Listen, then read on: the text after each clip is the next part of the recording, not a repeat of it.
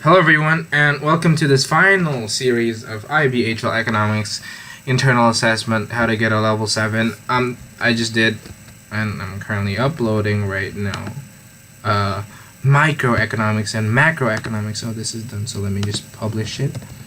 Now it's on to trade.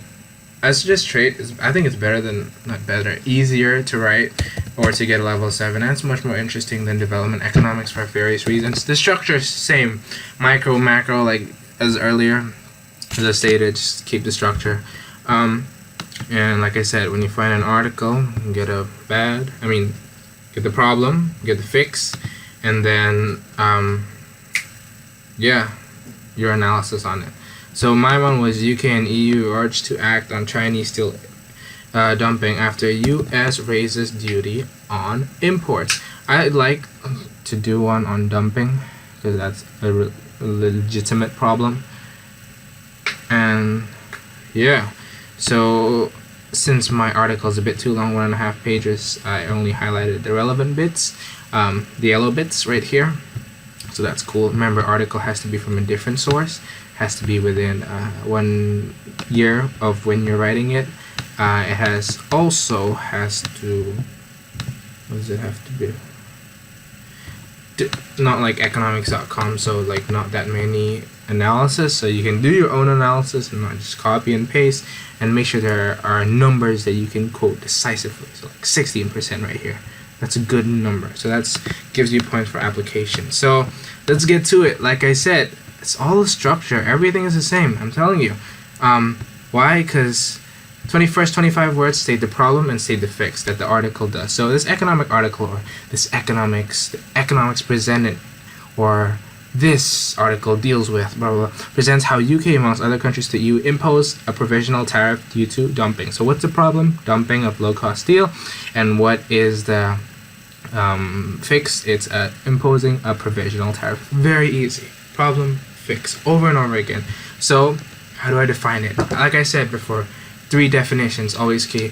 In my macro explanation, I did 4, sort of, because that's a bit too much. 2 is too little. Rather to go 4 than 2, but 3 I think is the best. So I just stated directly, dumping is the selling of services and goods in international markets lower than their cost of production. Number 1. To prevent this, trade barriers exist. We'll define it right away. See how it flows so well? Trade barriers are government-imposed restrictions that restrict international trade. An example of this is tariffs, which is defined as blah, blah, blah, taxes on imported goods. Thus, so it fixes the problem. Like I said, 3 definitions right there in 3 sentences. That's beautiful. Sorry, 4 sentences. It's beautiful. So I suggest, like, get the problem, get the fix, the big trade barriers, or protectionism, or something exists, the big picture, and then the more specific one. So get the problem, define it, the big picture, protectionism, trade barriers, what else? Something, and then go specific, tariff, quotas, embargoes, blah, blah, blah, blah, blah, blah. Define that. Those are the 3 definitions that you have to do. Like I said, again, everything is a structure. So this is the problem, dumping. S is less than that. S world, yes, originally lower. This is the domestic price equilibrium at PEQE, but due to dumping, they can sell at lower prices. Ooh, disequilibrium. I just state the obvious right now. Quantity of price is larger than the UK's quantity, so right now it's producing at that point. I could highlight that if I wanted to. So this much could realistically be imported Q1 to Q2, imported from China. This is assuming China. You can also say that. Remember, like I said, CLASPP, many different assumptions. So an assumption is that it can say China is the only world supplier. So yeah, due to specializations of good, China has comparative advantage of producing steel more efficiently and effectively. Ceteris paribus. When you're in doubt, say ceteris paribus. So yeah, consequently, India is tied up putting less. Okay, thereby. So this is the problem. Thereby fix. Ooh, provisional tariff of China of 16% for steel. So this is S, China plus 16% tariff. Very easy, very, very simple.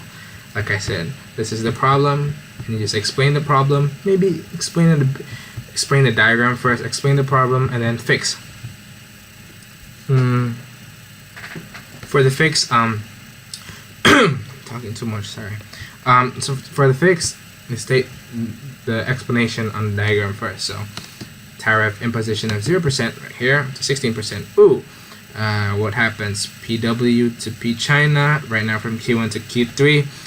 Demand is Q2 to Q4, so therefore the new imports is Q3 to Q4. There's also what is it? Gaining a revenue of that times that. Okay, implications are that UK. So that up till this point right here, that's just explicitly saying what's on the diagram, and I believe everyone can do this because you're just demonstrating what you drew. Yeah.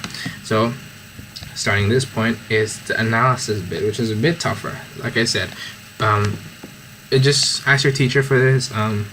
Look through mark schemes, look through textbooks of basically explaining why this is right or why this fixes the problem. Explaining, not like stating.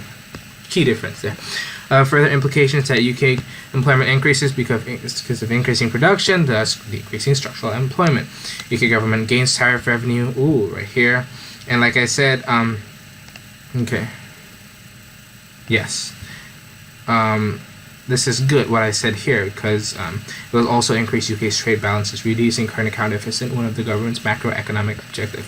What I refer to here is priorities. So basically, there's different priorities of the government. Like, you can't have both. You prioritize this, prioritize that. So the government has many different macroeconomic objectives. Whenever you can bring in the macroeconomic, there's 5 macroeconomic objectives.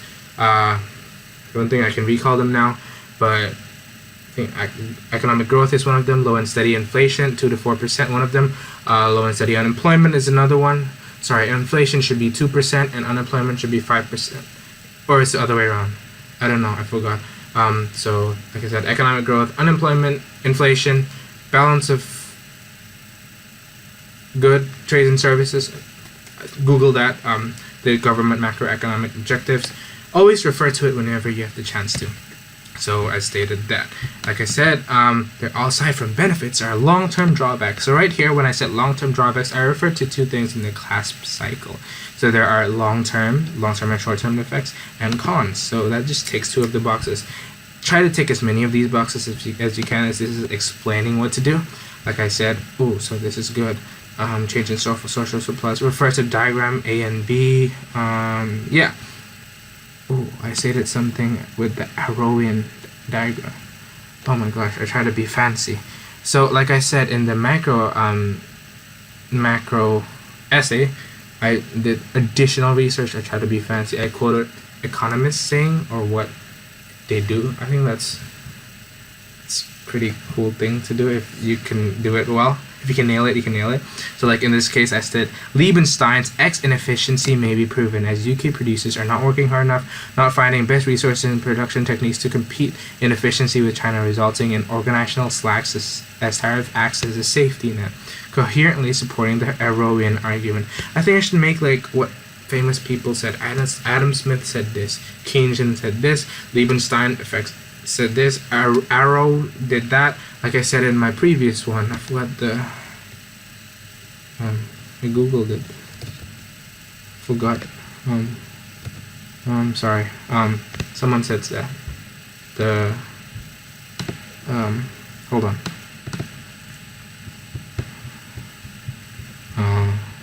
Yeah. This dude. Old Tim Bergen did that.